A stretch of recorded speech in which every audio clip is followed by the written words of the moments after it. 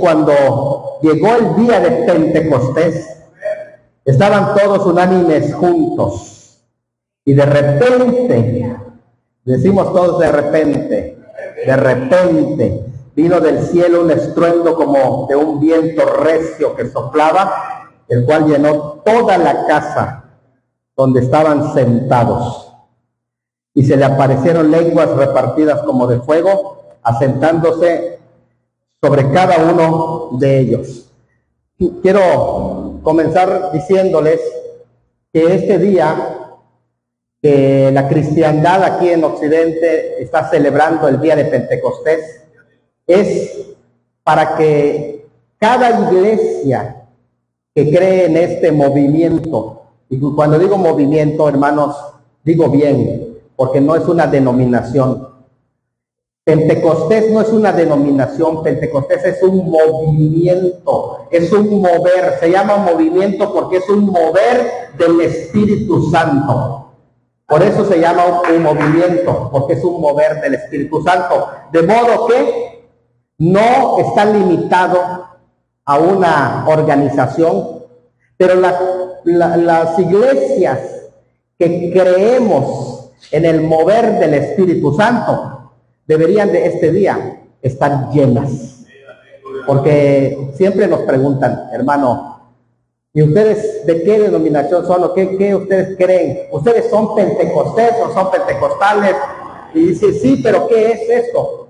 Y la otra vez pasó un borrachito, ¿no? En una iglesia y al lado había un Six, no le voy a decir dónde queda la iglesia, y empezó a escuchar que están hablando en lenguas y todo, ¿no?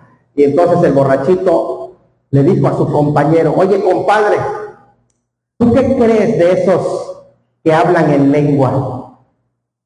Pues dijo, pues ha de ser del demonio. Si hablan lenguas del demonio. Y dijo así el otro, pues yo creo que no es del demonio. Porque si fuera del demonio, tú y yo estuviéramos hablando en lenguas. Y sí es cierto, hermano, porque no cualquiera se va a poner a hablar en lengua, sino una persona que está llena del Espíritu Santo, como dice la palabra de Dios. Entonces no es que sea del demonio, sino es una persona que está lista, preparada. Y algo importante que pasó ese día de Pentecostés, el versículo 1, vamos a estar hablando de cuando llegó el día de Pentecostés, porque Pentecostés no comenzó cuando se derramó el Espíritu Santo, no. Tiene un antecedente que necesitamos explicarles y lo voy a hacer en confianza porque como hay pastores, vamos a hablar del origen de Pentecostés para que entendamos qué pasó ese día en la fiesta de Pentecostés cuando se derramó el Espíritu Santo. Y para esto tenemos que trasladarnos al Antiguo Testamento. Para que más o menos tengamos una idea, vamos a usar una explicación rápida de lo que es el tabernáculo en el desierto, porque esto pasó en el desierto, esa revelación vino en el desierto, vino cuando ellos tuvieron que atravesar un desierto. ¿Por qué es esto en el desierto? Y todo el conteo que aquí se aparece, del conteo que se llama el conteo del Homer, desde la Pascua se contaban 50 días, es el Homer, las 7 semanas, a mí se le llama la fiesta de las semanas a Pentecostés, porque son 7 semanas que se cuentan. En el hebreo, Shavuot, el Shavuot, así se le llama, Shavuot quiere decir semana. En el griego es quincuagésima, así se llama en el griego, que quiere decir 50 días. Eso es Pentecostés, 50 días. Se cuenta el Homer. El Homer es una medida donde se mide cuando se trae la ofrenda. Pero aquí no se usa para la medida de la ofrenda, sino para la medida del tiempo. Se va contando 50 días. Esos 50 días son muy importantes, porque en esos 50 días, desde que pasa la fiesta de la Pascua, fue cuando muere el Cordero Pascual, fue un 14 de Nisan, y el 15 salen ellos, comen el Cordero el 15, y salen de Egipto. El 16 de Nisan es la primicia, porque es el primer paso que dan fuera de Egipto, fuera, y allí se empieza a contar, a partir de ese primer paso, se empieza a contar los días. ¿Saben qué cosas pasan? Muchas cosas, en 50 días pasan muchas cosas. Es como lo que se cumplió con el Señor Jesucristo. Pero ahí es donde se les dio la revelación en el desierto, porque a veces pasa esto, Dios nos lleva al desierto para revelarnos muchas cosas. Es que muchas veces pensamos, ¿por qué todos me han dejado? ¿Por qué estoy en este desierto? Es que es Dios que te llevó a ese desierto para que te revele muchas cosas. Y esto pasó en Pentecostés, le iban a revelar algo interesante que vamos a ver en esta hora. Ahora, hay algo importante que se le reveló, quiero mostrárselo. Esto fue algo que Dios le mandó a Moisés, está en miniatura, aquí está. Y es precisamente el tabernáculo, es el tabernáculo, vean ustedes. El tabernáculo, la organización del tabernáculo es el mensaje de la cruz. Ustedes se dan cuenta, como está organizado, es el camino de la cruz. Así está el tabernáculo. Y todas las cosas que se le reveló allá es la presencia de Dios. Dios iba a hacer su tabernáculo con los hombres para que ellos le conozcan. Y en esa revelación que comienza aquí en la entrada, cuando el Señor dijo, yo soy la puerta, Él es la puerta de acceso. Y lo primero que encuentras en la puerta es el altar de bronce, que es el sacrificio de la cruz, es lo primerito. Pero después está el lavacro, porque lo segundo, después de que tú eres salvo por la sangre del Cordero, después de que tú eres salvo por la sangre del Cordero, viene el bautismo. No hay otro paso más. Antes de entrar a la presencia, ay, gracias hermano, gracias, mire qué bonito, gracias. Antes de entrar a este lugar santo, viene el bautismo, el lavacro. Sí, ya tú eres salvo, el segundo paso, no hay otro paso. Después de que tú eres salvo por la sangre del Cordero, ¿qué paso sigue? El bautismo, no hay más. Antes de entrar aquí, ahora, cuando entres en el lugar santo, hay tres cosas que están en el lugar santo. Y una de esas vamos a hablar por qué tiene que ver con Pentecostés. Es, en primer lugar, donde se encuentra el lugar donde se hacen las oraciones. Porque en el lugar santo entra el altar de perfume, se llama, o de incienso. Este es el altar completamente de oro. Este es de bronce, donde se están los sacrificios, y este es de oro. Este es donde sube el incienso, las oraciones, representan las oraciones. O sea que tú eres salvo, te bautizaste, ahora entras en el lugar santo a consagrarte en oración. Y después, aquí están los panes de la proposición, que son 12 panes de la proposición, porque representan la comunión con el pueblo, porque el pan es comunión, cuando se reúne para comer el pan, este pan lo comían luego los sacerdotes. También tiene una enseñanza muy bonita acá, porque habla de la provisión en el pueblo, y cada 8 días lo cambiaban, el pan. Y se sentaban, según las tradiciones de las mismas, dice que aquí en el atrio, aquí, ponían una mesa y todos los sacerdotes se sentaban y el pueblo los veía comer. Y el pueblo estaba feliz de que coman los sacerdotes. Por eso dice, traed los diezmos y ofrendas al alfolí para que haya, ¿qué? Alimento en mi casa. Porque si ves que están comiendo los sacerdotes, tú debes gozarte, porque va a haber provisión para el pueblo de Dios. Y eso es lo que hacían cada 8 días. Cambiaban los 12 panes, traían otros 12 panes.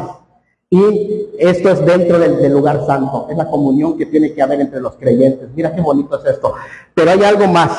Antes de llegar al lugar santísimo, donde está la gloria y la presencia de Dios, está que es el candelabro de oro. Este es el que vamos a hablar. Ese es el candelabro de oro. ¿Por qué? El candelabro de oro era una sola pieza que se construía a golpes. Una sola pieza. Qué tremendo.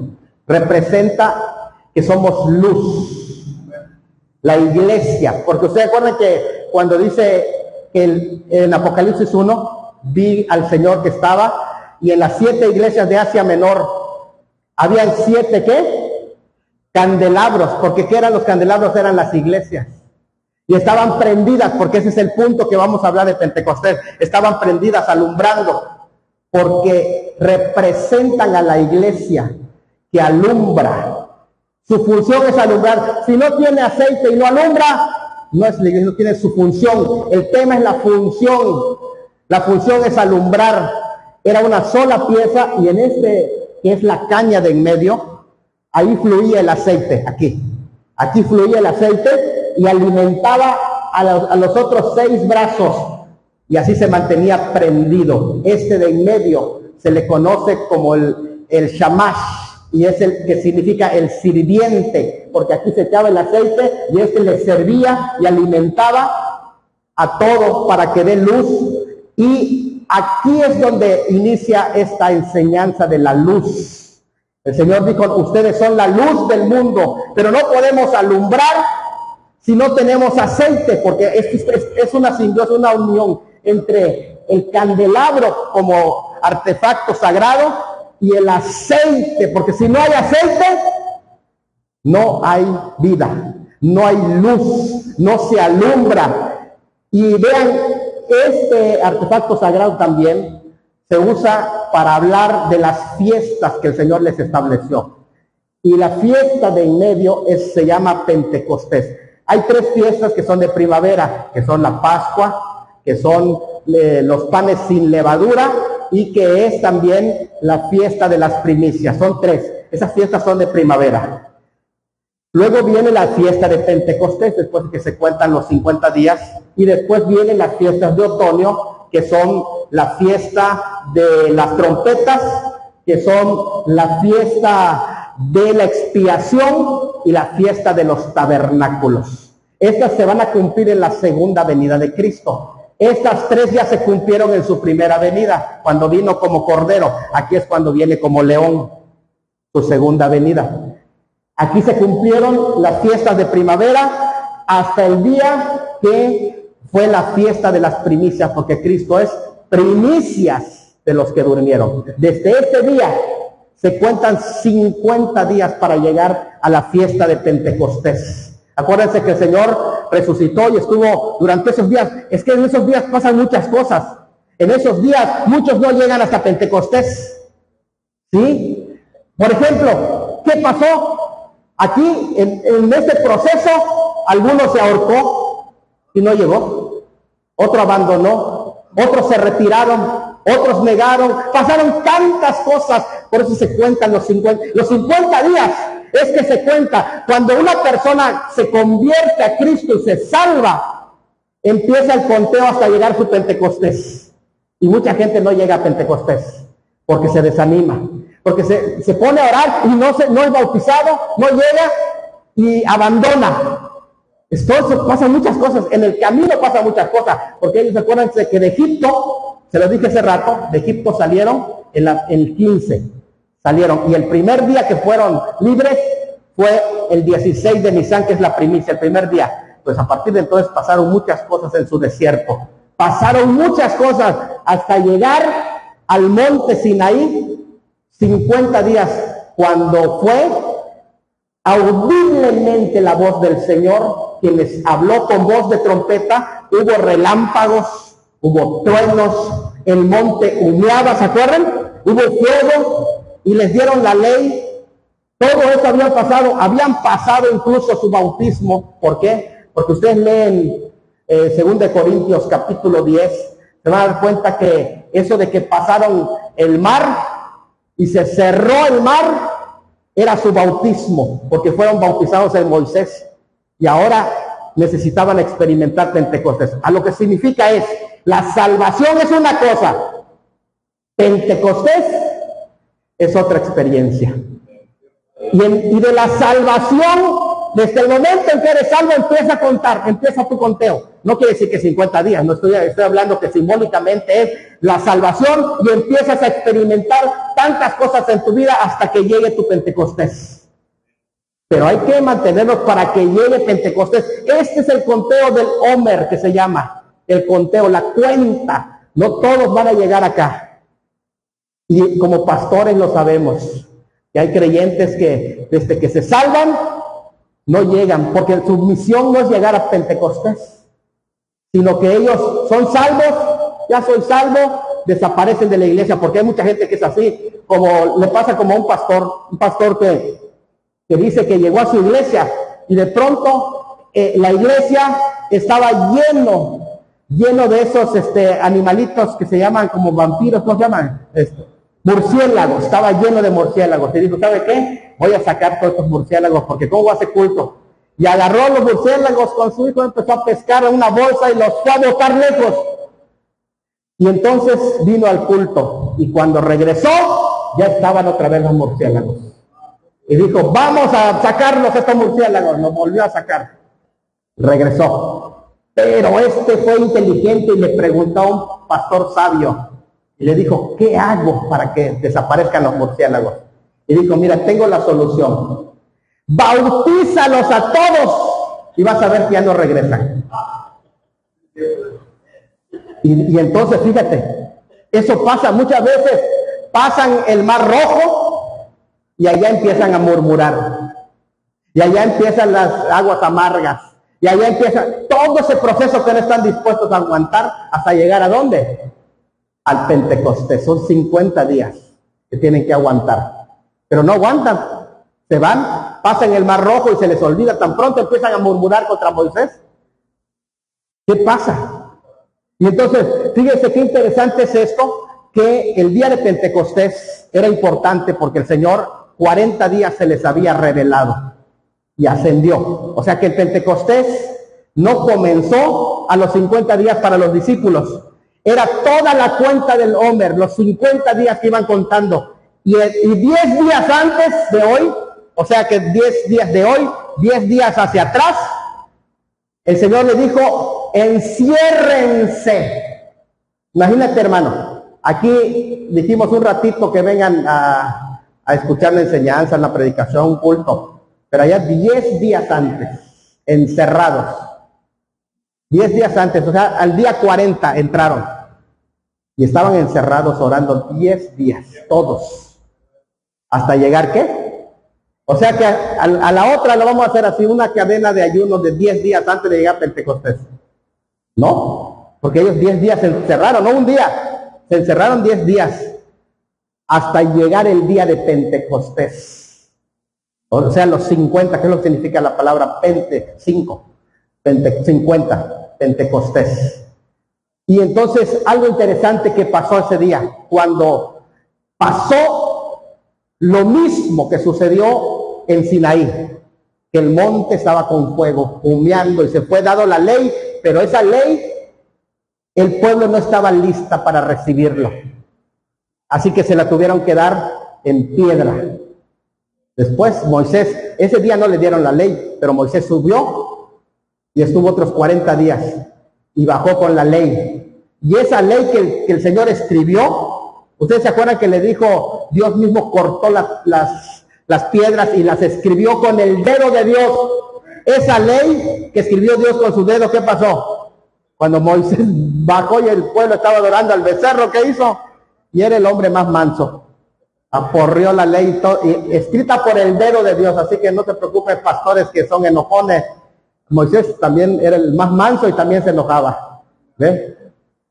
Tremendo, ¿no? Ahora, fíjate de esto. Sube de nuevo y ahora Dios le dijo, tú rompiste la ley, tú vas a encargarte ahora. Ahora tú corta 2 tablas, le dijeron a Moisés. Ahora ya no Dios, ahora él, es lo que decía el hermano, decía, Dios nos quiere bendecir, pero yo también quiero ser parte, quiero hacer, porque es eso. Ahora Moisés lo pusieron, y ahora escribe, le dijeron. Y ahora Moisés ahí estaba escribiendo allá la ley por romperlo, ¿no? Ahora, fíjate, qué interesante esto. Descendió fuego, pero la gente no estaba lista para recibirlo. Ahora, cuando llegó el día de Pentecostés, en Hechos 2, hay una especie de repetición de lo que pasó en ese tiempo. Ahora, también cuando llegue ese día de Pentecostés, habían sido anunciados que en el nuevo pacto las leyes iban a ser escritas en el corazón y pondré mi espíritu en ustedes, dice. Esas leyes que se iban a dar ahora en Pentecostés iban a tener otra dimensión, ya no escritas en tablas de piedra, sino que ahora iban a ser escritas en el corazón por la llenura del Espíritu Santo. Así que eso es lo que pasó en el día de Pentecostés. Descendió el Espíritu Santo como había descendido en el monte Sinaí, que humeaba, pero ellos no pudieron soportar la presencia de Dios. Ahora en el día de Pentecostés vino también ese viento recio y llenó toda la casa donde estaban, y en sus cabezas se asentaron lenguas, en sus cabezas lenguas repartidas como de fuego, y se podían ver sobre sus cabezas el fuego que estaba asentado. Y ahora empezaron a hablar en otras lenguas. ¿Qué lenguas hablaban? Allá parece que todas las lenguas de aquellos dispersos en el Imperio Romano, partos, elamitas, griegos, romanos, judíos, todas las lenguas. Porque esto, ¿qué estaba representando? Esto estaba representando que en Génesis, oiga bien esto, en Génesis Dios tenía una misión para el hombre. La misión del hombre era ser representante de Dios en la tierra, un embajador de Dios sobre la tierra. La imagen de Dios en el hombre significaba que el hombre, donde quiera que esté, iba a representar a Dios. Iba su función a ser representante de Dios, embajador de Dios, para mostrar que el reino de Dios estaba en este lugar. Pero esa imagen fue dañada, esa misión se perdió. El hombre dejó de ser representante de Dios, se empezó a representar a sí mismo y empezó a representar cosas que no son de Dios. Para eso apareció Pentecostés, para restaurar esa imagen, la función de ser un enviado, un embajador, y ahora un embajador con poder, un embajador que lleve la imagen de Dios con poder, con fuerza. ¿Qué es lo que había pasado? El hombre en el día de Babel había recibido confusión. ¿Se acuerdan ustedes que en Babel recibieron muchas lenguas de confusión? ¿Por qué? Porque el hombre se confundió, el hombre se apartó de Dios. Pero ahora, en Pentecostés, viene a haber una contraparte. ¿Qué contraparte? Que esos hombres que se confundieron y hablaron en lenguas diferentes y dispersaron el paganismo, la mundanalidad, dispersaron todo lo malo sobre el mundo. Ahora en Pentecostés, el Espíritu Santo desciende, habla en esas diferentes lenguas con el mensaje de salvación a todas las naciones, porque eran 70 naciones, y ahí comienzan mostrándose en Génesis 70 naciones, y ahora aquí Pentecostés es un mensaje de luz. ¿Para quiénes? Para las naciones. O sea que el Espíritu Santo encargó a la iglesia que lleve su candelabro, porque va a ser una misión grande, la misión de ser luz. Yo les envío para hacer luz. Ustedes son la luz del mundo. Pero si no hay aceite en ese candelabro, ¿cómo van a alumbrar? Porque la misión es ser luz, la función de ser luz. El Espíritu Santo no descendió solo para dar lenguas. Esto es importante decirlo, No les dijo, pero recibiréis lenguas, pero recibiréis poder y me seréis, ¿qué? Testigos. Es poder para ser testigo. Sí, las lenguas es parte importante, es parte fundamental, y es más, hasta creo que lo que estaba pasando en ese momento, y que Pedro lo interpreta así, porque refiere a algo bíblico y expresa lo que para los judíos en su hermenéutica le llaman un pesher. Un pesher es cuando toman un pasaje y se lo aplican a ellos. Y ese pasaje dicen, esto es para mí. Ese es un pesher para un judío. Y ellos tomaron, Pedro toma Joel 2, que va a tener un cumplimiento en la inauguración del reino, Y él dice, esto que anunció Joel es lo que ustedes están viendo, se está cumpliendo el día de hoy. Hoy se está cumpliendo esta palabra. Y eso, para mí el pentecostalismo es algo tan hermoso. ¿Por qué? Porque se vive la palabra. O sea, no solamente se dice, Dios puede obrar, sino que se experimenta que Dios obra. O sea, en el pentecostalismo no es solo que Dios puede sanar, sino que se experimenta cómo Dios sana. Y lo que Pedro está diciendo es, esto no solo se va a cumplir en el futuro, esto es lo dicho por el profeta Joel, ya se está cumpliendo hoy. Y ese cumplimiento no fue un cumplimiento único, por así decir, que solo fue en lo que sucedió en Hechos 2, no. Fue el inicio del Pentecostés.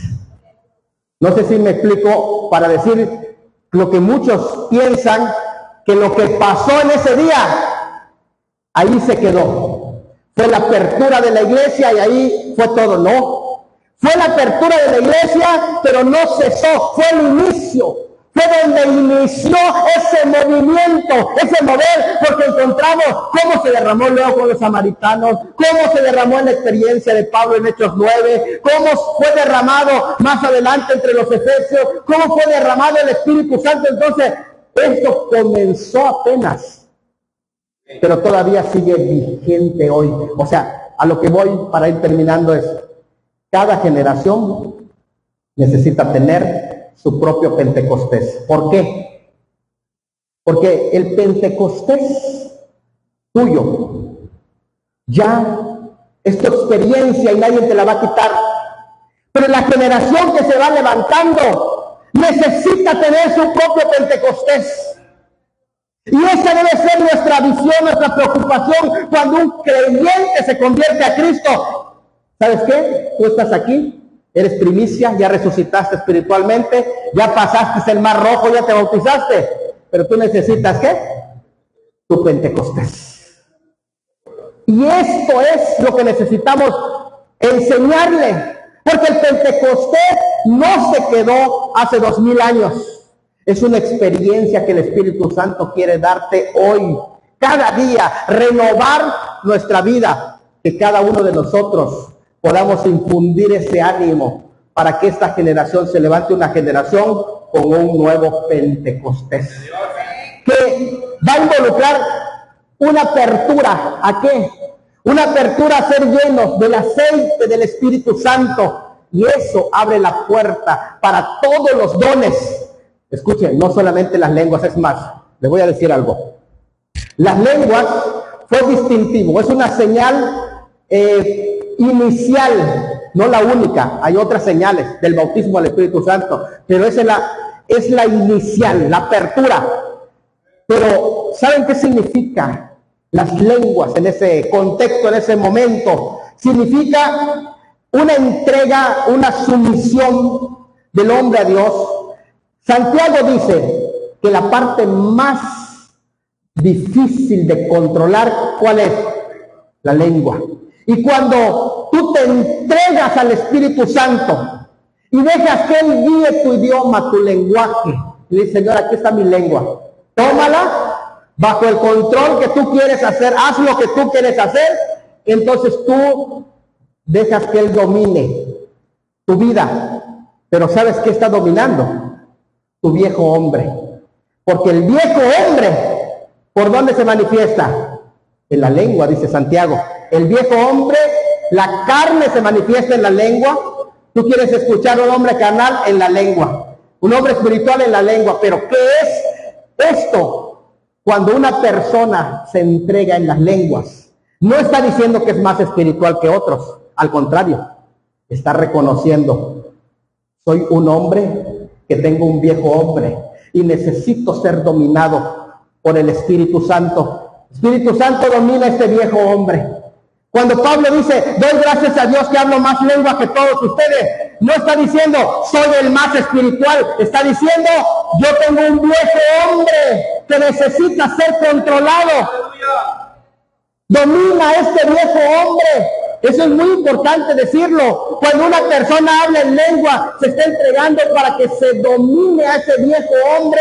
Porque muchas veces pensamos, ese hermano es más espiritual porque habla más lengua. No. Es que está reconociendo que tiene un viejo hombre y que necesita el dominio del viejo hombre.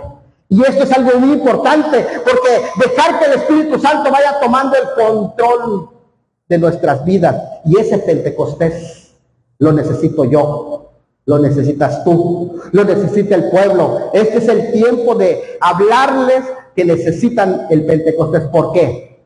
Porque sin el Espíritu Santo no podemos hacer nada. Él les dijo, no salgan, no se muevan, no vayan a predicar todavía no van a ser capaces, porque si no, ustedes no están llenos del Espíritu Santo, le va a pasar como a Pedro. Pedro, ¿qué pasó, hermanos? Cuando fue confrontado, tú eres uno de ellos. No, yo ni siquiera conozco a ese hombre. Y empezó hasta a blasfemar, fíjate, su viejo hombre. Pero ¿qué pasó cuando Cristo resucita? Cuando Cristo resucita y visita a los 10. ¿10 por qué? Porque uno ya se había muerto o colgado y otro no estaba, que era Tomás. Y sopla sobre ellos. Después de haber resucitado, sopló el espíritu de regeneración o de la salvación del Cristo resucitado, sopló sobre ellos y recibieron la regeneración. Pero todavía, aunque tenían la salvación, la regeneración, la salvación de su alma, todavía le dijo, no, quédense en Jerusalén. Vayan a ese aposento alto, enciérrense y no salgan de ahí hasta qué?